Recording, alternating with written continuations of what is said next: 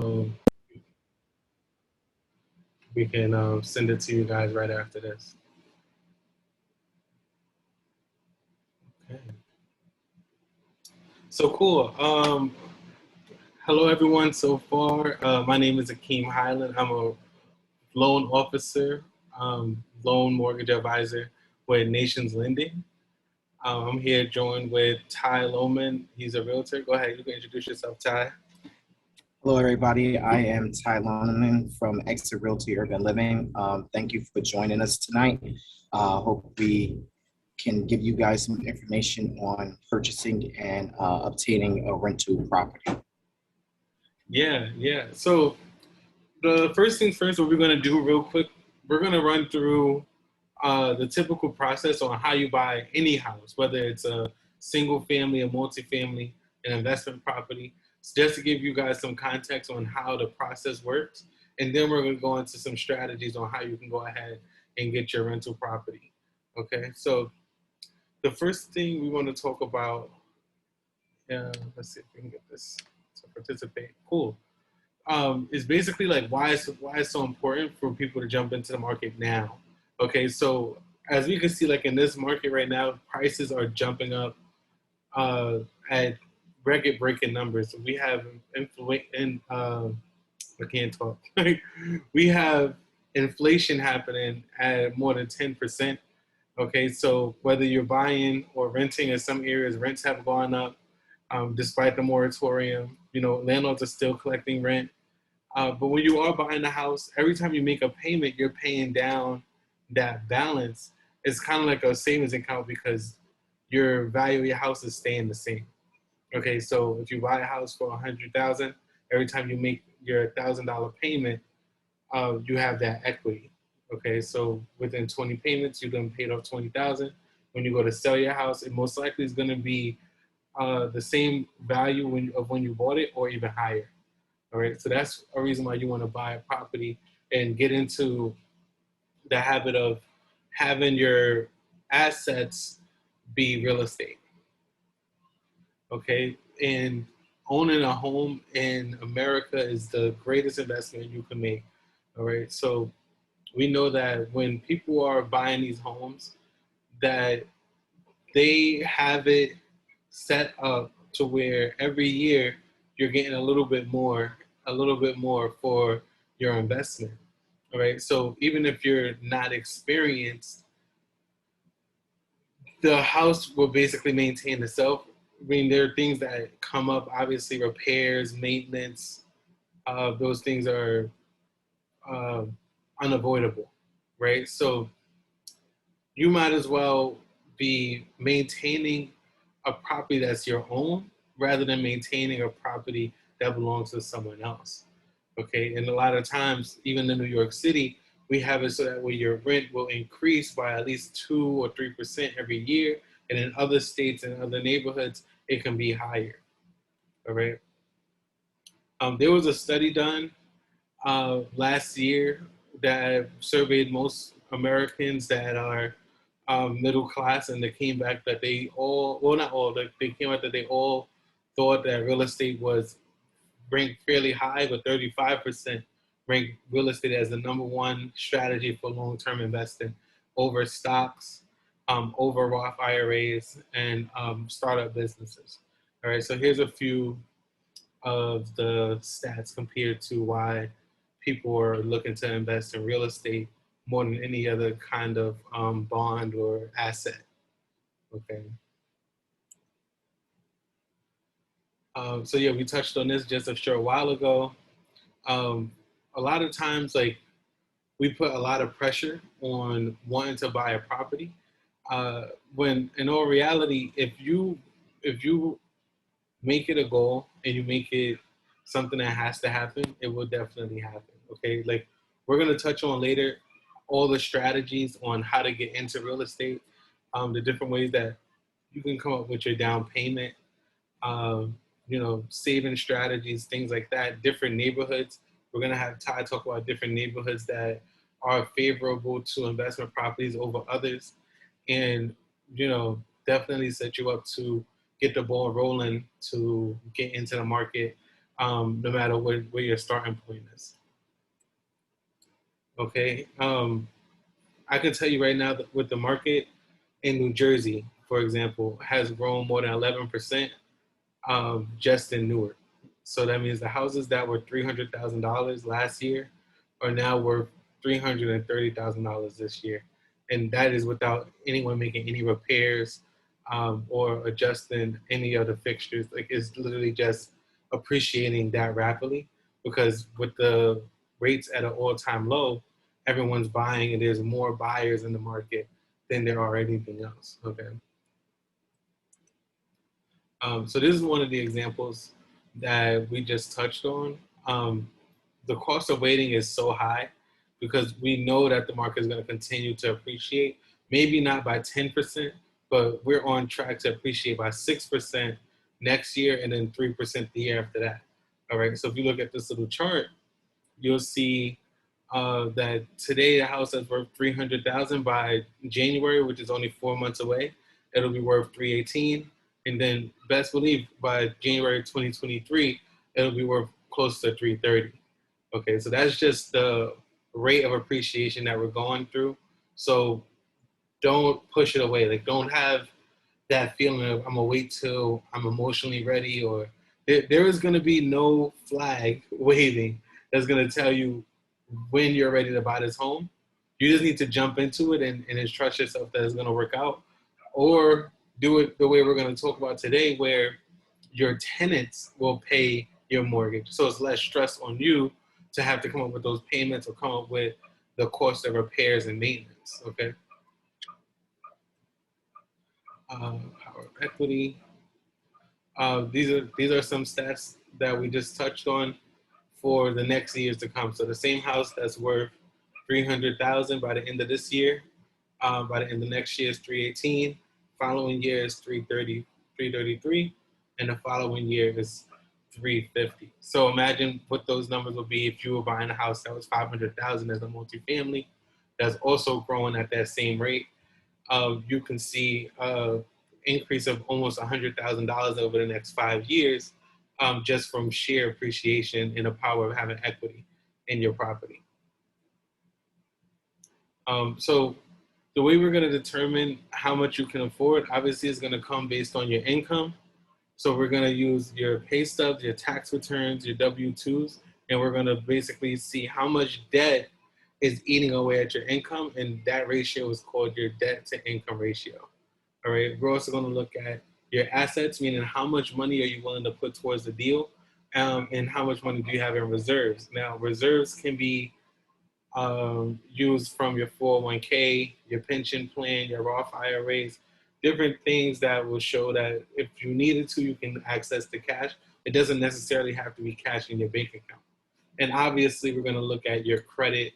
In most cases, you can get approved for an FHA loan as long as your credit is above a 580. All right. And if you wanted to see where you can start now to see your own credit report, I mean, everyone can go to annualcreditreport.com and basically find out your credit score legitimately. I mean, there's other places that will show you your credit score, like Credit Karma. Experian has a product for that, but those soft inquiry polls are not as accurate as what we're going to do. But annualcreditreport.com will give you a very soft but very accurate credit rating. All right, so when you want to apply, when you're ready to get into the market, the documents you got to have in mind is have your W-2s ready for 2 years, have your tax returns ready for 2 years, your bank statements, and your pay stubs if you are a W-2 employee. All right, you want to consult with your loan originator. Hopefully that's me, but it could be your local bank, your local credit union. Consult with someone that's going to show you a game plan on how to get you into the home of your choice. And before I keep rambling on, Ty, is anything you want to touch on while we're here?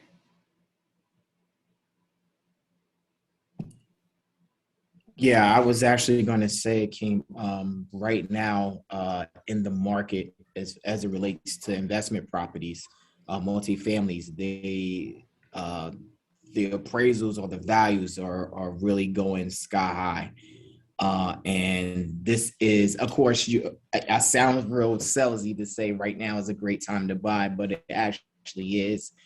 As Hakeem was talking about the interest rates, I think right now, Hakeem, is this is probably the best interest rates in the last 30 to 40 years.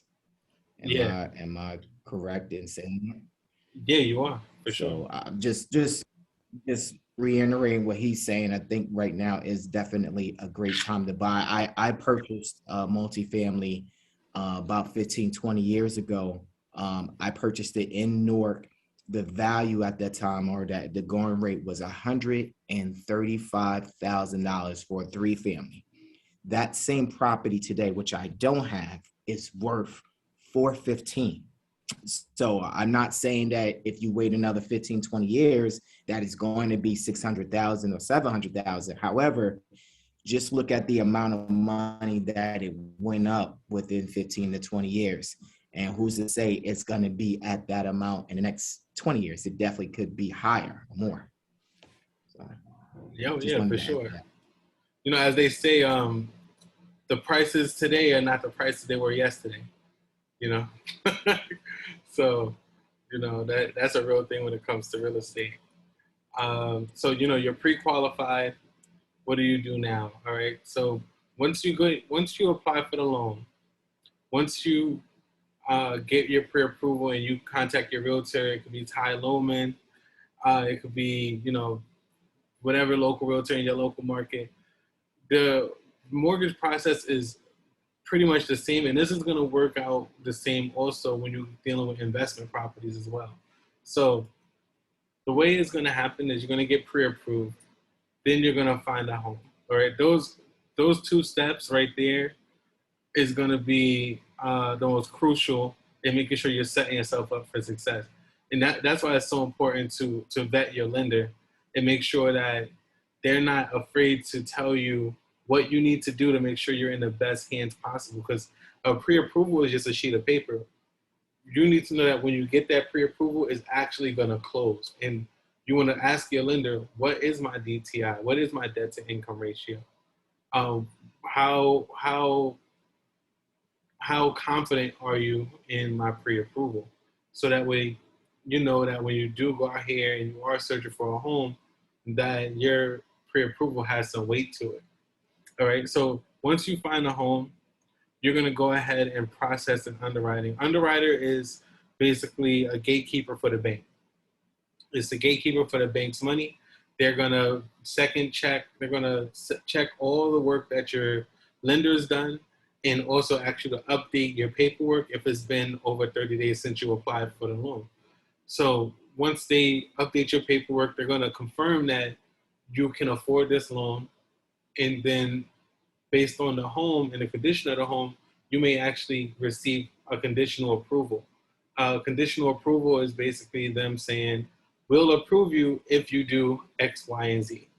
Okay, and that could be pay off a debt. That could be making sure that the house has a certificate of occupancy. It could be a number of things. Just expect it when you are going through the process that you may have to meet conditions in order to make it to step 5, which is your final underwriting approval.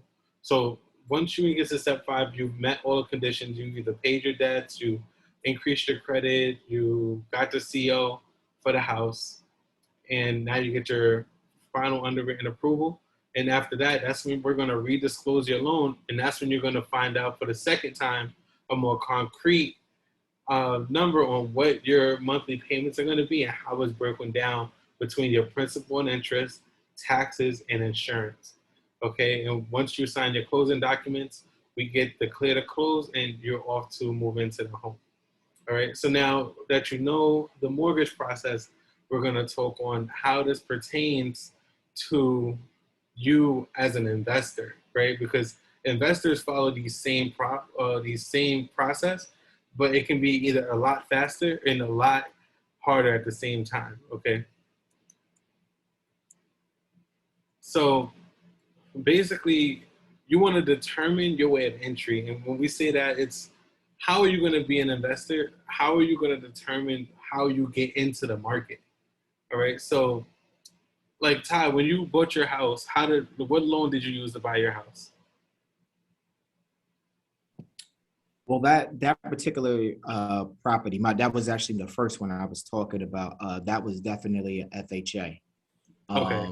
So at that time, I think you had to put down, it was either 3% or 5%. But what I did, Akeem, was after that property, I wanted another one. So I waited about 2 years. Oh, I'm sorry, waited a year, and then I had to do a conventional loan. But then I had to put down 10% to purchase that second property.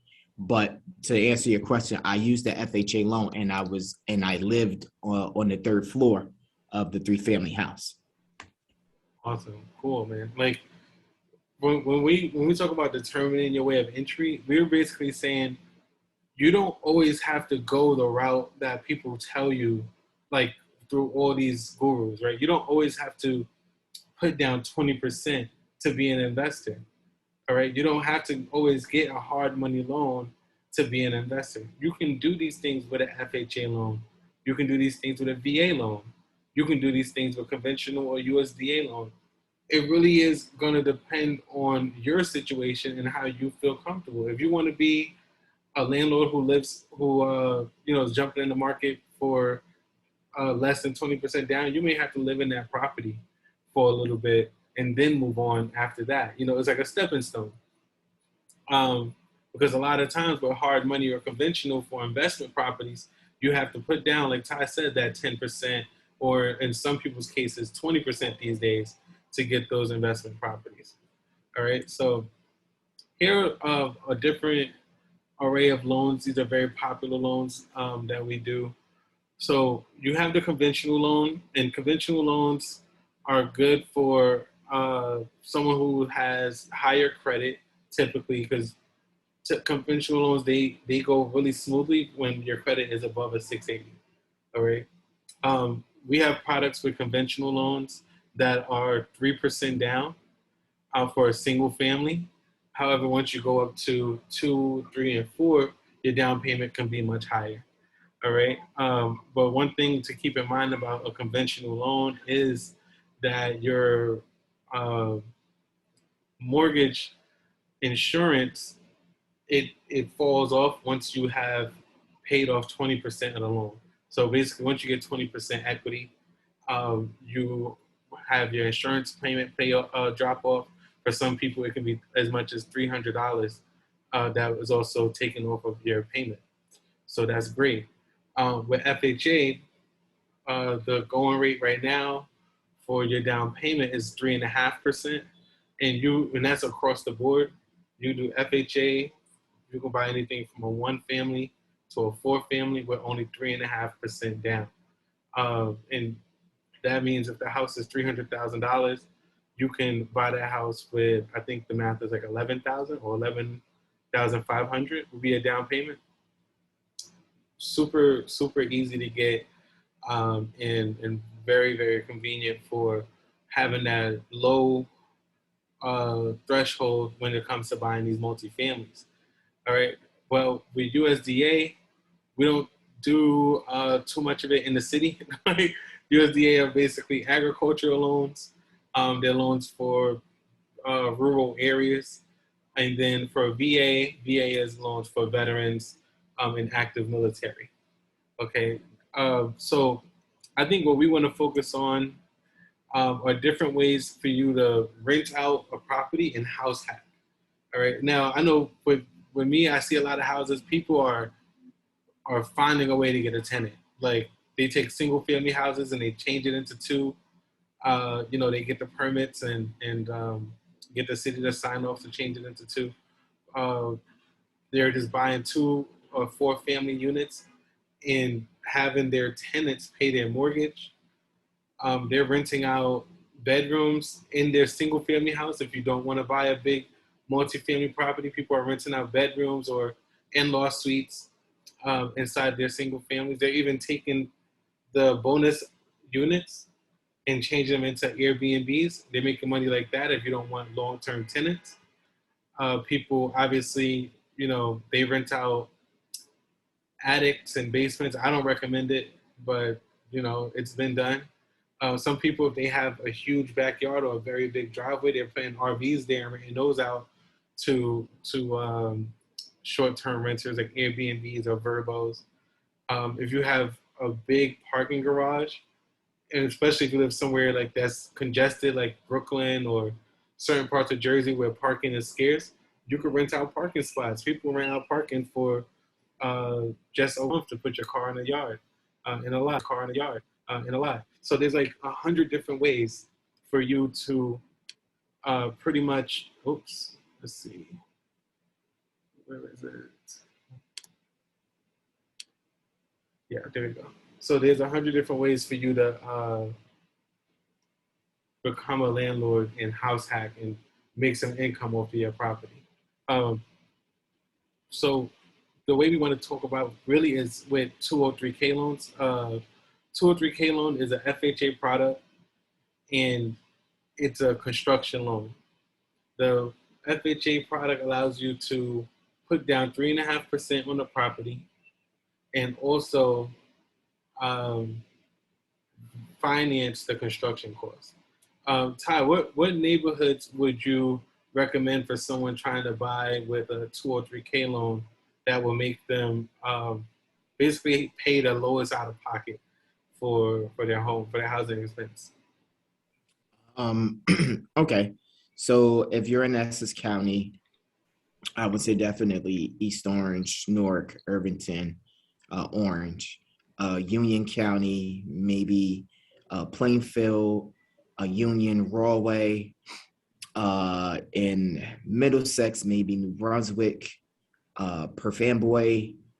If you're in up north Jersey, let's say in Hudson County, maybe Jersey City.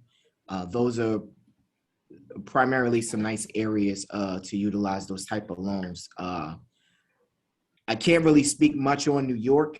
That would be your playing area, Akeem. Yeah. But I know it's different areas in New York. But yeah, primarily those areas. A lot of people do those type of loans and dealing with investment properties, 203K, FHA.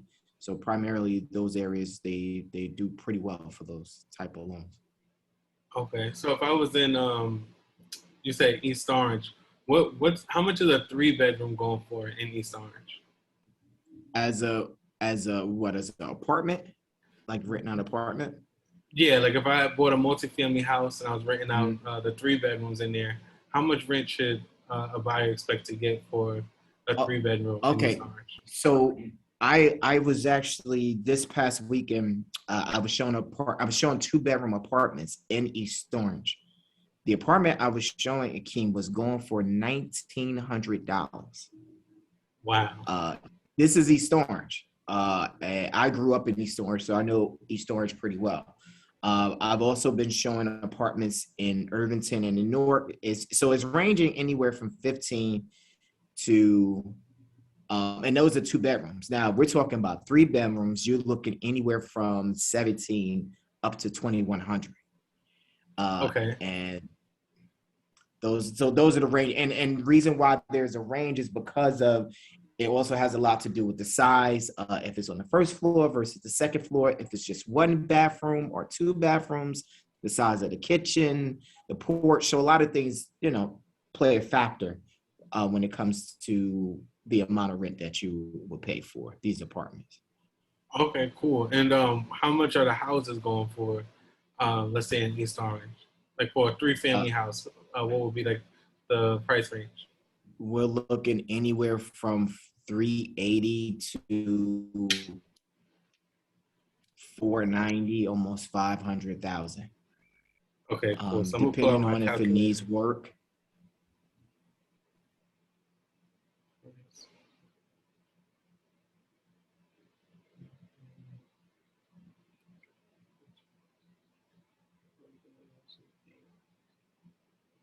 All right, cool. So if the house is like $500,000, typically your payment could be anywhere between 27 to 3,200. It's really going to depend on the taxes there, right? Right. So let's say even $3,000 is your mortgage payment for a 3-family house that's $500,000. Now, if each unit is getting you a conservative number would be $2,000 each for 2 of the apartments, you're making $1,000 to live in that house. Yeah. So Pretty much. that's a no-brainer, and that's with having a 3.5% down loan. So that's like FHA, for example. And what you want to do when you buy these properties, especially when you're using a 203K loan, is renovate the units that you're not living in, because your main goal is to cash out on the properties. So you want to buy the house, use the construction loan to renovate your tenants' apartments so you can get the most rent. Okay, and as long as your tenants' rent is higher than your mortgage, then you're always winning. You know, as long as you can keep those tenants happy or keep those units occupied, you know, that's an income that you can use as a savings account to then move out of that place and get your own single family if that's what you wanted to do. So one thing about investors is that they create value, right? So they calculate how much of a return they're going to get for all of the repairs that they're going to do.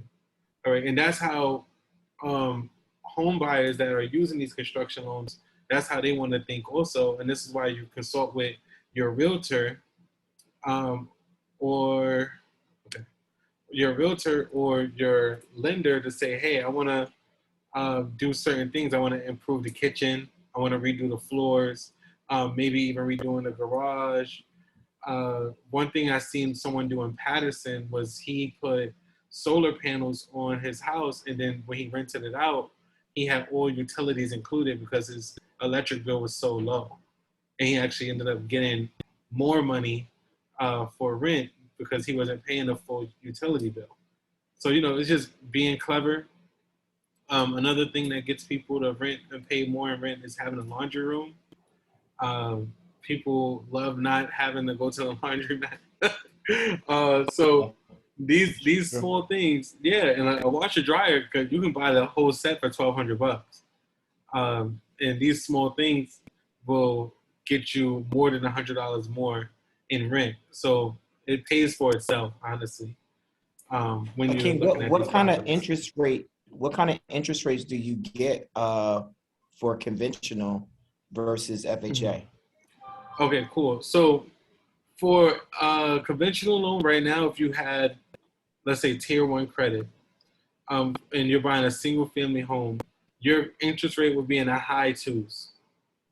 Okay, typically, and for FHA, you know, the interest rates are creeping up, so now they're in like the low threes. Some people are even still getting them in the high twos. It really just depends on your Mhm. DTI, how much you want to put down, and the rate can also be bought down. So let's say if your credit allows you for a rate for 3.5, but you're only $1,000 away from getting that 3.25, it would make more sense to pay to get a lower rate, because that $1,000 over the length of your mortgage, well, you're saving well over 5 or 6 grand over the length of your mortgage with just that Wow. $1,000 investment. So, Wow. but I should say this while we're talking about rates.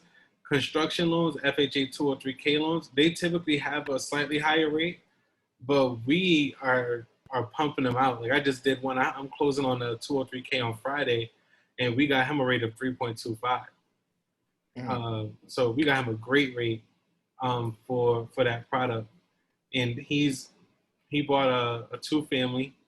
He's renovating his tenant's unit.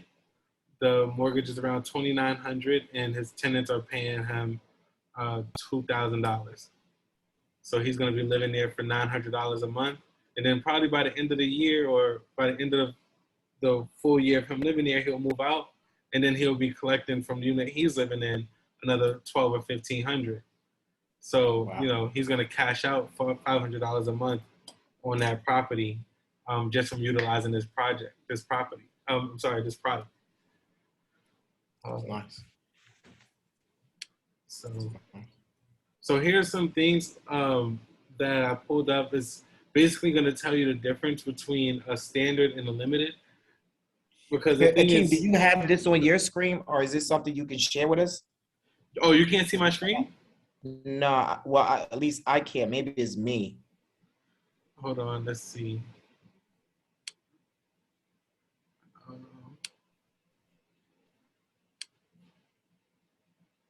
I thought I was sharing my screen the whole time. So the whole time you couldn't see Oh, my I screen? am. I'm sorry. I was on the wrong thing. So maybe you was. I'm sorry. I can see. Oh, all right. Yeah. No, that's all good. So yeah, there are two different kinds of 203K loans, right? So one is a standard and one is a limited. Basically, the way you want to remember it is the limited has a repair amount limit and the standard doesn't. There are some differences in the rules, but I can tell you that when we do go through your basically your to-do list, your lender will tell you which one is gonna fit you better. Okay, and one rule with these loans and becoming an investor is having a contractor, and a licensed contractor, and a contractor that has insurance, because you don't want to just hire any old person and then you get burned or they don't finish the job or the job is horrible and there's no one to hold them accountable. So because you're using a bank's money to renovate and grow equity in your property, they take extra precautions in making sure that the contractor is vetted properly and that the contractor has insurance and also is licensed. All right. So that way the job can get done in a promptly fashion. All right. Let's see. I think that's it for now. If anyone has any questions, you can unmute yourself and we can have a better conversation, a more of a dialogue. Thanks for sticking around. I tried to go as fast as I can. I know it's like a lot of information, but if anyone has questions, you can open it up right now.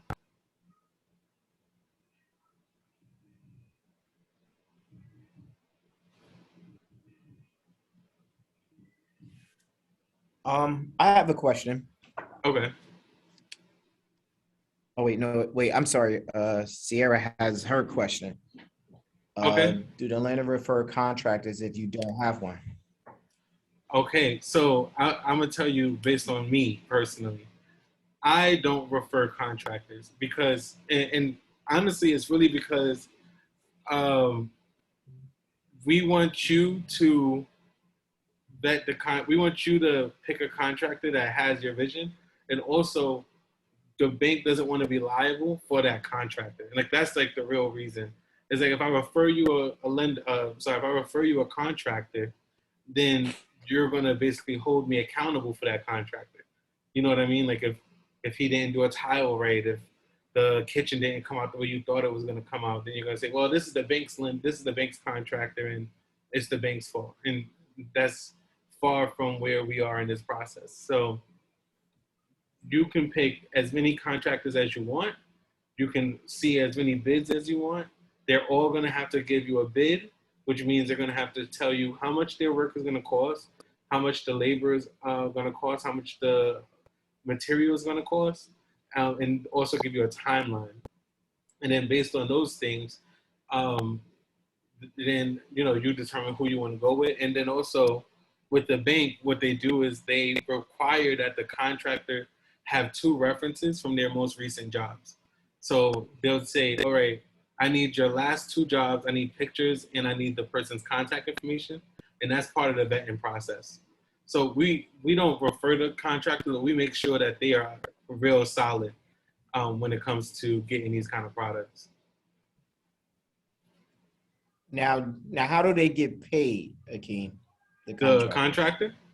Okay, Yeah. so when you do these loans, they get paid in draws. And this is why you need a contractor who has insurance and also who's financially adequate, because they have to upfront the money until they get their first draw. So a first draw is basically saying their first check. So if you want to use numbers as example, if the job was $24,000, right? And we say, okay, we're going to give you 3 draws. So every time we give you a check, it'll be for 8 grand. So your first, when you first start the job, you have to front the 8,000, and then we'll reimburse you. Then you front the next 8,000, and we'll reimburse you. But every time there's a draw, the bank is sending out a HUD consultant, and a HUD consultant is going to say, all right, he's on time. I see the work is getting done well, and they're verifying that the work is being done. And that's how the contractor gets paid. Okay. Yeah. On the other hand, if you wanted to go the hard money route, right? So with a hard money route, if you have no experience, if you've never bought a house before, 4 out of 5 times the person who's lending you the money is going to ask you to put down 25% because you don't have any experience. And it's your job as an investor to find the deal. And by finding the deal, I mean like you want to find a property that will appreciate after you do the construction. So when we look at 203Ks and when we look at hard money deals, we don't want to buy something at the top of the market or something that is already brand new and newly renovated, ready to move in. We're looking for the houses that need a little bit of work. Sometimes people, take that plunge to get a house that needs a lot of work. And you're allowed to have that 6-month cushion between when you close and when the job is expected to be done. So as long as, in general, like as long as the job is done within 6 months, we're okay. And then obviously the contractor gets their draws over the time, and the HUD consultant comes out, makes sure that the sheetrock is done right, the plumbing is done right, all these things, and obviously they're making sure that the house is going to appraise for a higher value after it's done. So, keep that in mind that when you're doing these kind of deals, you want to use your imagination because sometimes you walk into a place and it's like dirt and studs and you're just like, I can't see it, but it's there. It's there. Anyone else have any questions?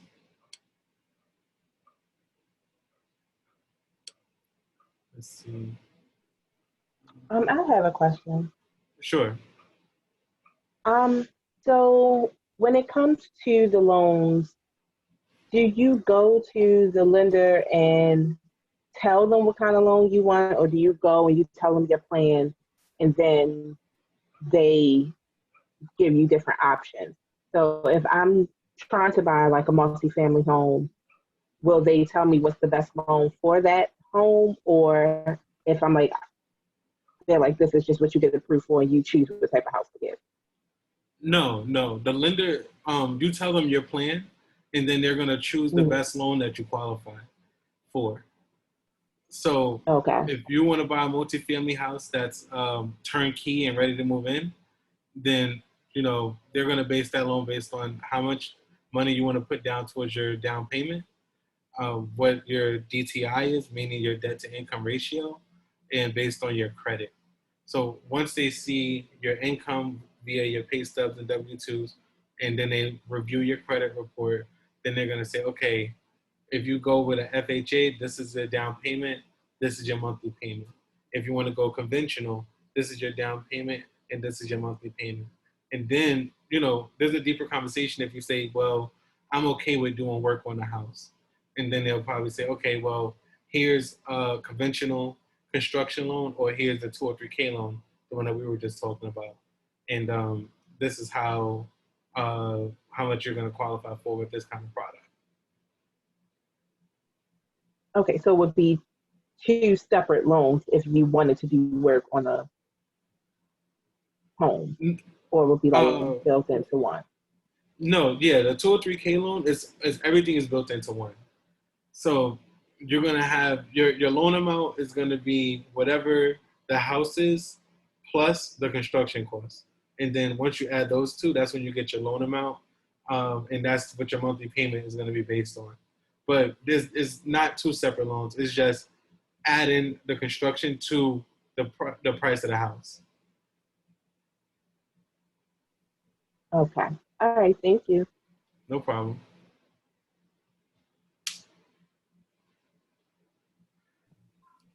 Those were some good questions, Sierra. That was very good questions.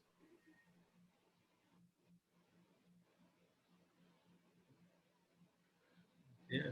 Anyone else have anything? Another one.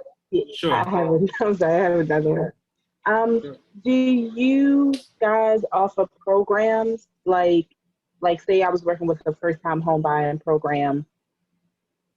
Do you work with those as well? Do you suggest and like if you look through my stuff and you're like, oh, you may qualify for this home buying program as well, or you only do your part? Um, okay, I guess that one's for me. So we do participate with down payment assistance. In New Jersey, we participate with the NJFHMA, which is coming from the state. It's a grant. Now, with that product, there are a few guidelines that go outside of the FHA guidelines. So with that down payment assistance, it has to be a FHA loan. They currently don't have any conventional down payment assistance with that product anymore. Well, yet. And the ratios are different. So typically, when you're getting a down payment assistance, you qualify for less money, but not by a whole lot. Like with FHA, we stretch it out to 46% of your income, whereas with a down payment assistance, you're only allowed to get 41% of your income. And they'll give you $10,000 from the state, and then also if you go a little deeper, you can probably get money from the county as well. So it is a good way of saving yourself some pocket change and not dumping all your cash into the property for sure.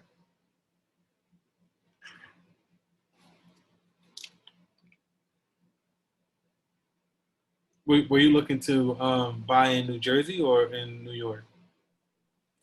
No, I'm actually in Baltimore. Wait, where are you?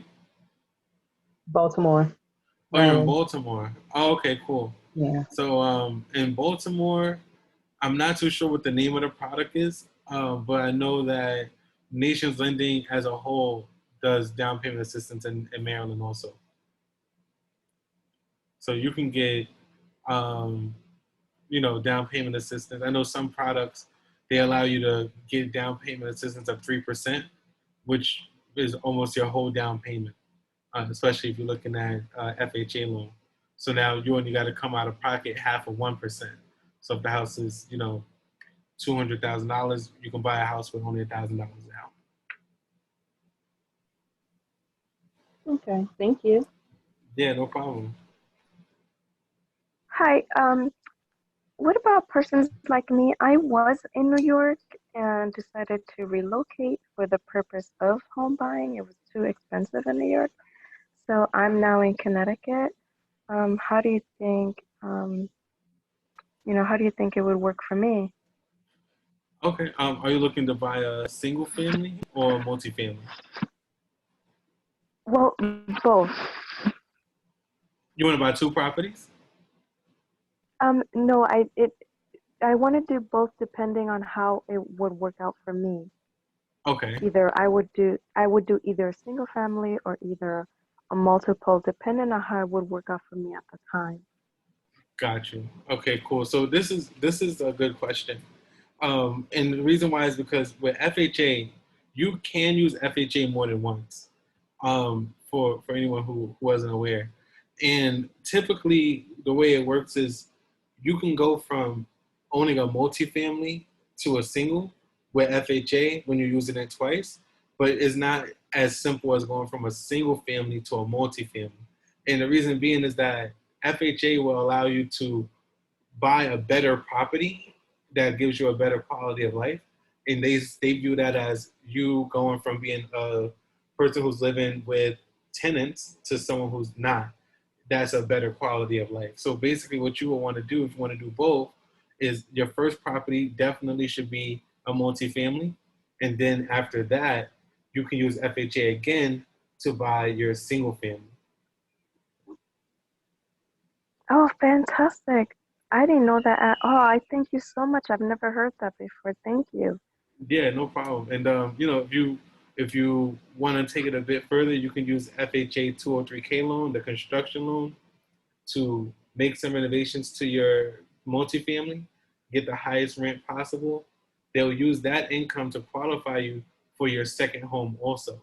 So now, your tenant is paying majority of your mortgage. You can save up the down payment and closing for your single family faster, could being that you have that, money coming in from the property on top of the money from your employment. That's fantastic. I thank you so much. I thank you. Yeah, you're welcome. Thank you for your question. Thank you.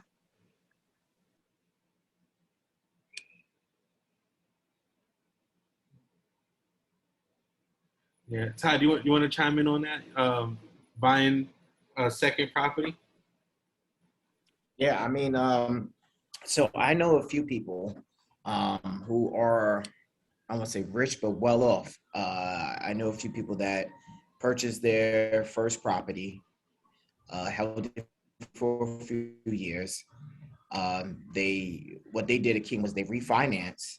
They pulled money out of that one house, used the money they pulled out, purchased their next home, their next investment home.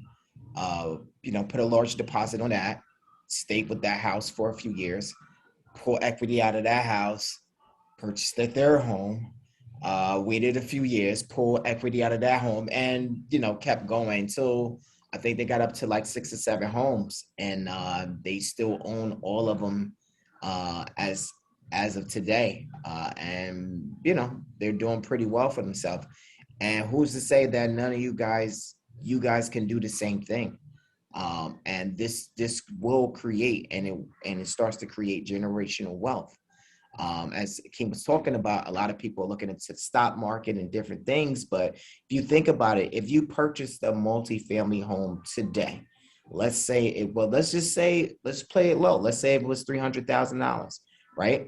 If you kept that home for at least 20 to 30 years, let's just say 20 years, there's equity built in the house. You could possibly pay it off. At least you'll know, even if the market went down and that house wasn't even worth 300, which would be not impossible, but which would be hard. Even if it went down to 250, at least you have basically $250,000 right here. Well, let's say you have 4 of those, right? You're looking at $1 million right there in your hands. For me, I have a large family. I have 6 kids. So I'm thinking about college. I'm thinking about tuition. I'm thinking about, them wanting to get married, wanting to move out. What better way to create generational wealth but to say, hey, listen, I have a house waiting for you. And there's nothing wrong with the 529 plan. There's nothing wrong with saving money each month or each week. But if I can hand you a house and then my child decide, I want to sell this house, or I don't want to be a landlord, or I want to move in the house, they have something right there in their hand. They can refinance, or they can move in, pay, and live there rent free. But you've given them the step up in life, and that's what we want. We want to be able to give our family, our children, a step up in life. Yeah. So I think that's what these multifamilies provide. Yeah, and even if it's not a multifamily, guys, like I had a guy who came to me in May, and he was looking to buy a house in Willenboro. I don't know if you guys know where that's at, but it's like basically on the borderline of PA. And he said, "Hey, I want to buy this house. It's a single family house. I want to buy it as an investment." I think at the time he only had to put 15% down because it was only a single family, and then basically the house was really, I would say, like inexpensive compared to over here, in the boroughs or in Essex or Bergen County. So the house was 190.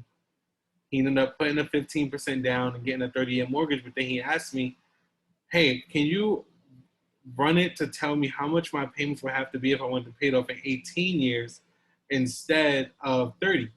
And I just thought that was a little odd. So I asked him, like, why 18 years? He's like, "Well, I'm having my first kid and I want to pay it off by the time they're 18. So if we choose to, we can get rid of the property and he can do whatever he wants with it. Like, he can either sell it or keep collecting the money from it, or we can use it to pay for college." Like, I was like, oh, that is so cool, to have that as a college fund, basically. You know, this house that's going to be worth over $100,000, or maybe in 18 years, maybe almost $250,000. And you know, when we ran the numbers to see how much it was going to cost him for 18 years, he actually rented out to a tenant. He's not making much off of it. He's probably making like $100 a month in profit, but he's okay with that because the purpose of the property was just to appreciate and be a 18 gift. Like when you turn 18, here's your gift. You either can go to college with this money, start your own business with this money, or you know, go ahead and keep collecting the rent. So I thought that was so interesting. Like I thought that was such a good way of looking at investment properties, or you know, just a way of having a small payout. Because when he put down the 15%, I think he only ended up paying like probably like $30,000 altogether with the down payment and the closing costs. But you know, in 18 years, that 30 grand is going to grow to be almost 250 grand if appreciation stays on the rate that it's going now. So, you know, there's so many different ways that you can get into the market. Like you can start off buying single family houses if that's what you rather do. Like Ty was saying, when people are cashing out, refinancing, and moving on to the next one, and on to the next one, and on to the next one. And you know, some people are doing that every 4 to 5 years, cashing out, refinancing, and then buying a nicer house, and a nicer house, and a nicer house. And next thing you know, by the time they retire, they got 4 or 5 houses, like he was saying. And you know, it's one hell of a retirement plan for real. So I appreciate the questions. Does anyone else have any questions or comments?